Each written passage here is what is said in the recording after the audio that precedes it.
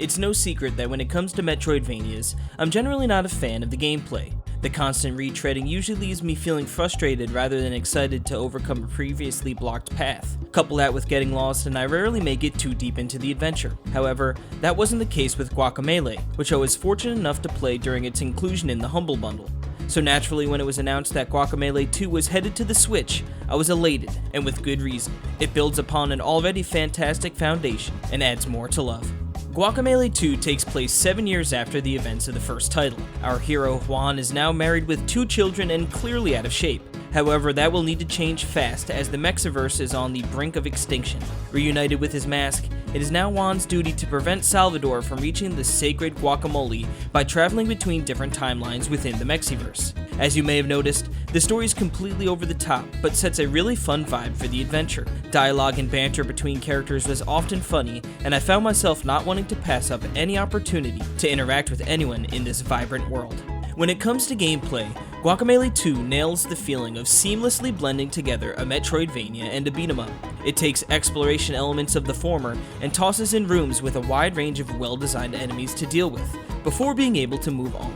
This helped to dampen the monotony I usually feel when revisiting areas by adding combat I genuinely looked forward to. While combat is insanely satisfying, the platforming gives it a run for its money. Obstacles start off relatively easy, but as you continue to unlock more movement options, the challenge increases. This becomes extremely apparent in the optional hidden areas, which require a high level of play in order to reap the rewards. That said, what ties everything together so nicely is the map, and always being shown where the next objective lies. It opens the door to exploring areas to the heart's content, but closes the door on ever feeling completely lost.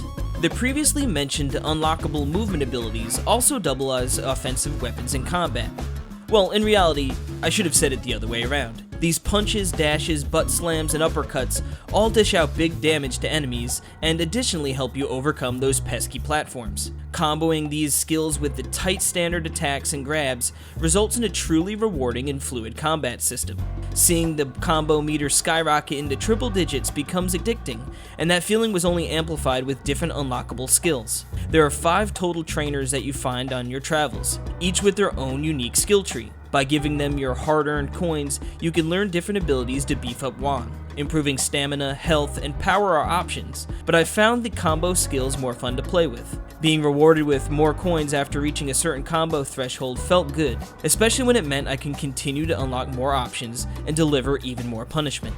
Speaking of punishment, when you're tired of punching and kicking your way to victory, you can now turn into a chicken and dish out a whole new level of brutality. That's right, transforming into the chicken isn't just for getting through small areas anymore. Instead, it's utilized a lot thanks to the unique chicken abilities. These abilities help open up new paths and are useful for getting to tough to reach areas, but they're most enjoyable to use in combat, giving you 2 different fighting styles with the press of a single button. Switching becomes a necessary factor once enemies gain shields that can only be broken with a specific skill before you can damage the foes. Add in enemies that require you to shift between living and dead worlds to hurt them, and plowing through enemies becomes a lot more difficult.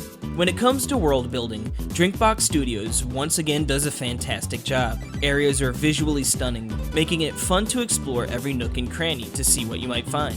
Towns are filled with interesting people to talk to, and enemy design is both visually and mechanically well done. One of the most impressive aspects of each area is that there are 2 distinct looks when shifting between the living and dead worlds. I found myself shifting just to see how different the area looked, and was constantly amazed. Coupled with a superb soundtrack, it is easy to stop and look around in astonishment. There were a few instances of leaving a zoomed out room to a much smaller room that was zoomed in, which felt a bit jarring, but really this is just a small complaint in an otherwise great experience.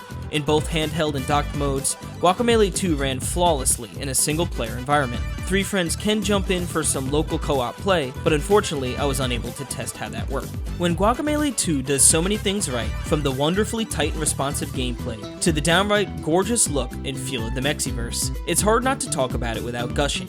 But it's earned that right, delivering a top-tier experience across the board. It captures the essence of multiple genres and blends them brilliantly with a visually stunning world that's equally as fun to explore as it is to stare at.